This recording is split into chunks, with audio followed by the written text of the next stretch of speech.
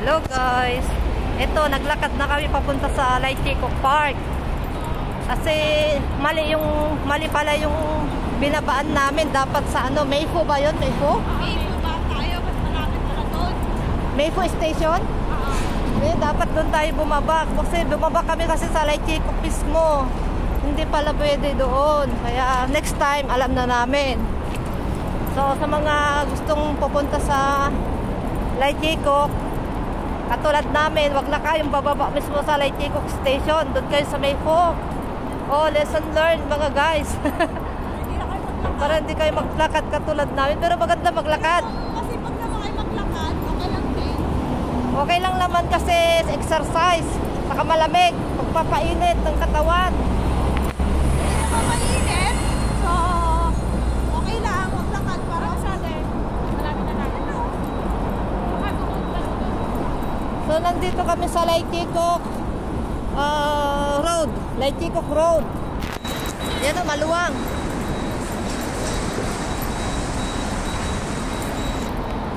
Galing na kami sa Samsoy po. Hindi na kami nakapag-vlog doon kasi ang daming tao, guys. Daming tao talaga doon sa Samsoy po, doon sa public, ano yon, local department store. Public local department store. Oh. Ayan, ang ganda dito, guys. Oh. Maluwang yung ano, daanan.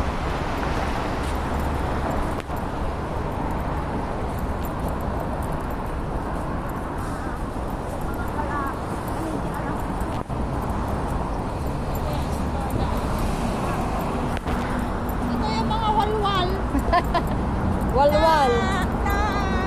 Kumakapit lang kay Bobon. Nasanay na kami talaga ng ano, labas ng every Saturday. Pag hindi ka nalabas ng Saturday, para ka may sakit. Kahit walang pera, sige lang, labas pa din. Basta may pamasahe. Oh. Mura lang naman pamasahe dito, guys. Oh.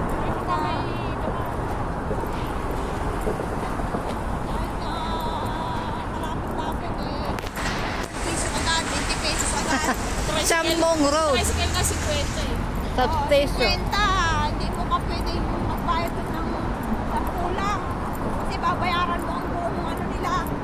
Buong pasahero. Oo.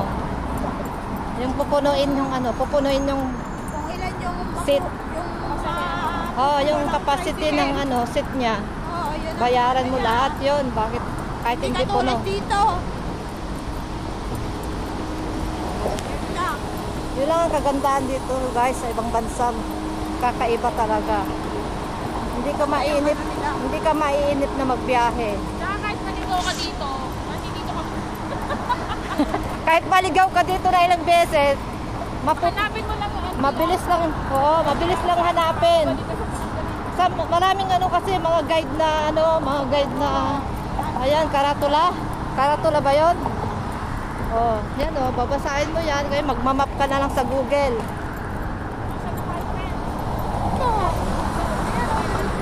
Oh, diretso lang daw.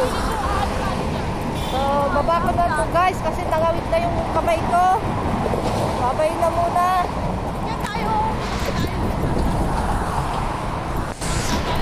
Doon na lang kami mamananghalian. Kasi malapit na yung last time. Bye-bye.